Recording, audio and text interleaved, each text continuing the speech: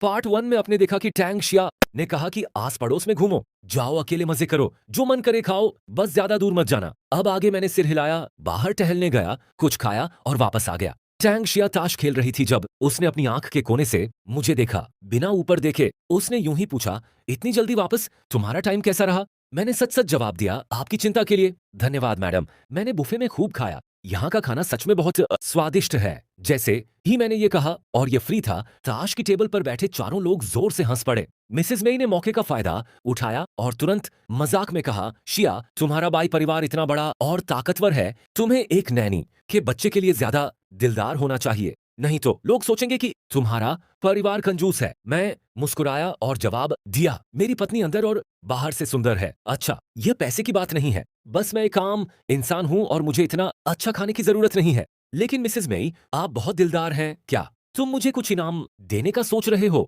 Mrs May के चेहरे पर मुस्कान जम गई। क्या यह लड़का पागल हो गया है? क्या तुम्हें अपने मालिक के लिए पैसे बचाने हैं? तुमने उससे मिलते ही इनाम मांगने की हिम्मत की, लेकिन तुमने पहले ही कह दिया है। अगर तुमने अभी मना किया तो क्या तुम अपने मुंह पर थप्पड़ नहीं मारोगे? मेई लियांगक्सिन ने बेमन से कुछ चिप्स फेंके। लो, इन्हें ले लो और खर्च कर दो। मैं तुम्हारी पत्नी जितनी कंजूस नहीं हूँ। मेई लियांगक्सिन की बेचैनी देखकर तांग शिया हंस पड़ी। छोटी बोड़ा, जल्दी करो और मिसेज मेई को थैंक यू बोलो। मैंने तुरंत जवाब दिया, थैंक यू मिसेज मेई। इस समय मैंने देखा कि तांग शिया का चाय का कप लगभग खाली था, इसलिए मैंने तुरंत चायदानी उठाई और उसके लिए फिर से भर दी।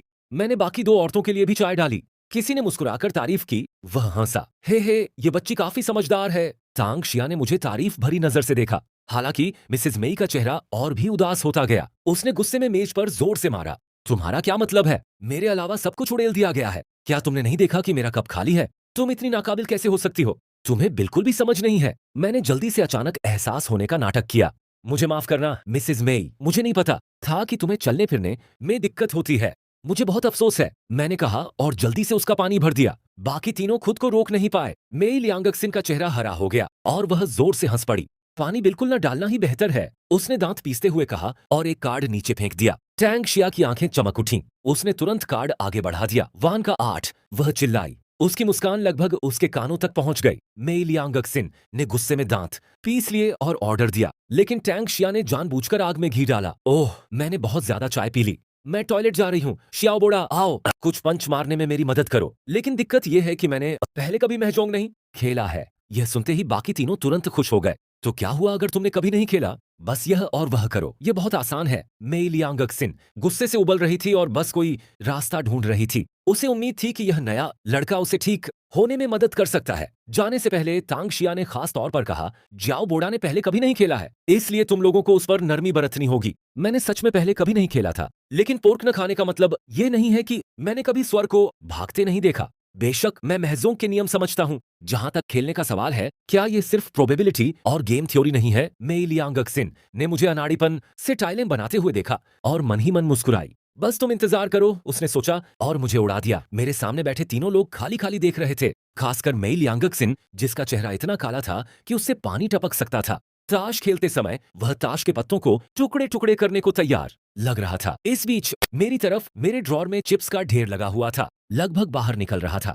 टैंग शिया को तभी एहसास हुआ कि क्या हो रहा है और वह हैरानी से बोली, तुमने इतना कुछ जीत लिया। इन शब्दों ने बात को और खराब कर दिया। मेई लियांगक्सिन का चेहरा पूरी तरह काला पड़ गया। जब से तुम गई हो, इस लड़के ने एक भी गेम नहीं हारा है ना? वह हमेशा बड़े हाथ जीतता है। शिया, तुम्हारा यह बेवकूफ सच में पहली बार महजोंग खेल रहा है। सिर्फ 1 घंटे से ज्यादा समय में मैं लगभग अपना अंडरवियर खो ही चुका था। बाकी दोनों जो हारने से डरे हुए थे, जल्दी से उसकी बात मानने लगे। तांग शिया कुछ देर देखती रही, फिर जम गई। छोटे बोड़ा, तुम्हारी किस्मत तो कमाल की है। मैंने थोड़ा शर्मिंदा होकर अपना सिर खुजलाया और कहा, किस्मत एक चीज है, लेकिन ये चीज तो ज्यादातर मैथ से जुड़ी है ना? मैं तुम्हें बताना भूल गई, मैंने प्रोविंशियल एडवांस्ड मैथ कंपटीशन जीता था। यह सुनकर मेई लियांगक्सिन को और भी गुस्सा आया। अब उसे यकीन हो गया था कि इस मालिक और नौकर की जोड़ी ने उसे धोखा दिया है। तांग शिया ने माफी मांगते हुए उन तीनों को देखा। मुझे माफ करना, मुझे सच में नहीं पता था कि जियाओ बोड़ा ताश खेलने में इतना अच्छा है। मेई लियांगक्सिन गुस्से में थी। दिखावा दिखावा करते रहो। तुम कब्र पर अखबार जलाकर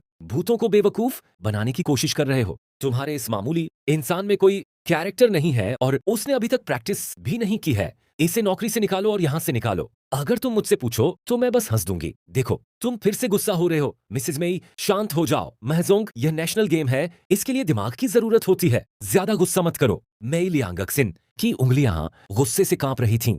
गुस्सा नहीं, तुम्हारा क्या मतलब है? बताओ, मैं स्मार्ट नहीं हूँ? तुम्हारा पूरा परिवार स्मार्ट नहीं है। तुम्हारी हिम्मत कैसे हुई ऐसे बोलने की? मैं बिल्कुल मासूम लग रही थी। मुझे माफ करना मिसेज मेई, क्या मैंने तुम्हें नाराज करने के लिए कुछ गलत कह दिया?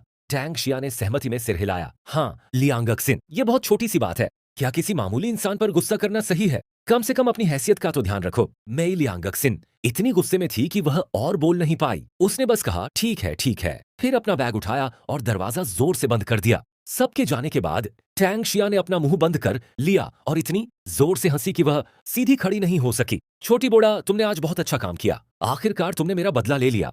मैंने उससे पहले कभी कोई बहस नहीं जीती। बोलते हुए उसने अपनी जीती हुई रकम में से कुछ बड़ी मात्रा में चिप्स निकाले और उन्हें मुझे। फिर मैंने उत्सुकता से पूछा, मैडम, इन चिप्स को कितने पैसे में बदला जा सकता है? टैंग शिया ने उन्हें देखा और लापरवाही से कहा, ज्यादा नहीं, शायद 40 या 50,000। मैं वहीं हैरान रह गई। मेरा मुंह खुला का खुला रह गया। कितना? जब मुझे होश आया तो मैं डर गई। ये अमीर औरतें इतनी बड़ी बाजी के लिए खेलती हैं। मुझे पहले ही और सिक्के ले लेने चाहिए थे। मैंने देखा कि एक जाना पहचाना आदमी गैराज में आ रहा है और अचानक बोला, ओल्ड चेन, तुम यहाँ क्या कर रहे हो? कोने में सिगरेट पी रहे। ओल्ड चेन ने चिढ़कर ऊपर देखा। क्या ओल्ड चेन, मैं तुम्हारा पिता हूँ? ठीक है, यह बात हम दोनों दिल से जानते हैं। हाँ, मेरे सौतेले पिता बाई परिवार के ड्राइवर भी हैं। वह मिस्टर बाई के मेहमान लौटे। मुझे चिंता से देखते हुए पूछा कि क्या मैंने काम के पहले दिन कुछ पिया था। उस दोपहर मिले 50,000 युआन के बारे में सोचकर मैंने दिल से अपनी पत्नी की तारीफ की। कहा कि वह मेरे साथ बहुत दयालु और अच्छी थी। लेकिन फिर ओल्ड चेन ने अचानक बात बदल दी। काफी इमोशनल लग रहे थे। अब जब तुम ऑफिशियली काम कर रहे हो तो तुम्हारी माँ और मुझे राहत मिली है। कड़ी मेहनत करो और रिटायर होने से पहले प्रमोशन पाने की कोशिश करो। प्रमोशन? मैं तुरंत खुश हो गया। प्रमोशन क्या? हमें विरासत में एक राजगद्दी मिली है। उसने मुझे घूरते हुए कहा, तुम अपनी माँ की मैनेजर वाली पोजीशन के बारे में बात कर रहे हो। अगर तुम्हें वो मिल गई तो तुम एक विला में रहोगे और सैलरी पाओगे। क्या यह बाहर काम करने से बेहतर नहीं है? मेरी आंखें चमक उठीं। यही सच था। मैं तुरंत उस पर चिल्लाया, ओल्ड चेन, तो क्या तुम मेरी माँ से पूछ सकते हो कि क्या वह पहले रिटायर हो सकती हैं? ओल्ड चेन चुप रह गया। अगले दिन मैंने एक छोटी सी धुन गुनगुनाई और 2 घंटे से भी कम समय में कुत्तों को खाना खिलाना और फूलों को पानी देना खत्म कर दिया। जो 2 कुत्ते कल मुझ पर दांत दिखा रहे थे, आज प्रोपेलर की तरह अपनी पूंछ हिला रहे थे। यह काम बहुत आसान था। एक master degree holder air ambition वाला होने के नाते मुझे काम पर लगना ही था। जैसे ही मैं अपने दिमाग में कोई नई स्किल अनलॉक करने वाला था, बालकनी से टैंग शिया की आवाज आई, लिटिल बूढ़ा, एक पल के लिए यहाँ ऊपर आओ। मेरी माँ ऊपर भागी और मुझे एक नाजुक थर्मस दिया। निंग बिंग, वो लड़की, कल रात ओक को खाना खिलाते हुए पूरी रात जागती रही और नाश्ता भी नहीं किया। क्या तुम यह मेरे लिए ला सकती हो? मैंने तुरंत थर्मस लिया और वादा किया, चिंता मत करो मैडम, सूप आ गया है। मैं आ गई, लेकिन एक प्रॉब्लम आ गई। बाई ग्रुप का हेडक्वार्टर सीबीडी में है, जो बहुत दूर है। और इससे भी बुरी बात यह है कि परिवार के सभी ड्राइवर असाइनमेंट पर बाहर गए हुए हैं।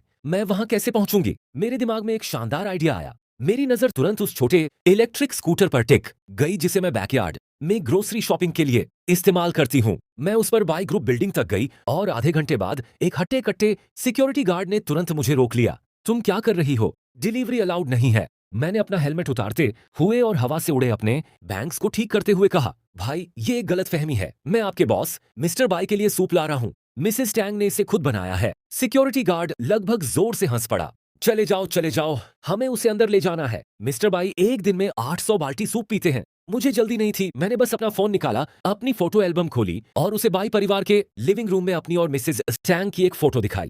ध्यान से देखो, यह मेरी पत्नी है। मैं बाई परिवार में बस एक मेड हूँ। सिक्योरिटी गार्ड स्क्रीन के पास झुका, बार बार तुलना करता रहा, फिर आखिरकार कुछ हिचकिचाहट के साथ मुझे रजिस्टर करने दिया। मैंने अपनी कार पार्क की, थर्मस उठाया और अकड़कर फ्रंट डेस्क की ओर बढ़ा। रिसेप्शनिस्ट ने कंफर्म किया और फिर लिफ्ट के दरवाजे खुले। बिजनेस सूट और 7 सेंटीमीटर हील्स में एक महिला बाहर निकली। उसके बड़े लहराते बाल थे, उसने काले सनग्लासेस पहने थे और वह काबिल और स्मार्ट लग रही थी। हेलो, उसने कहा, मैं मिस्टर बाई की सेक्रेटरी लीन वान वान हूँ। उसने मुझे ऊपर से नीचे तक देखा। उसकी आंखें हैरानी से भरी थीं।